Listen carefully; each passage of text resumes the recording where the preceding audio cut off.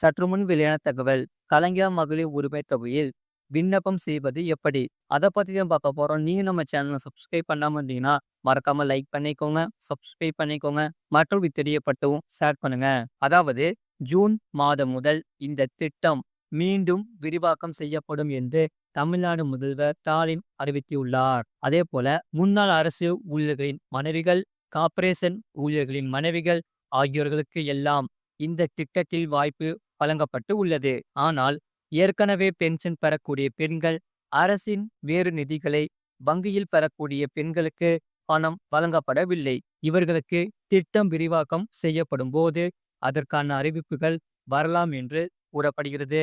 மாறாக ஆவணங்கள் சரியில்லாத பெண்கள் இனி திருமணமாகி குடும்ப தலைவியாகும் பெண்கள் ரூபாய் 1000 பெறுவதற்கு விண்ணப்பம் செய்யலாம். இப்போது செய்ய முடியாது என்றாலும் அடுத்த சில நாட்களுக்கு பின் திட்டத்தை விரிவாக்கம் செய்வது தொடர்பான அறிவிப்பு வெளியாகலாம் என்கிறார்கள். முழு வீடியோ லிங்க் கீழே இருக்கு. கிளிக் பண்ணி பாருங்க. மறக்காம லைக் பண்ணிக்கோங்க.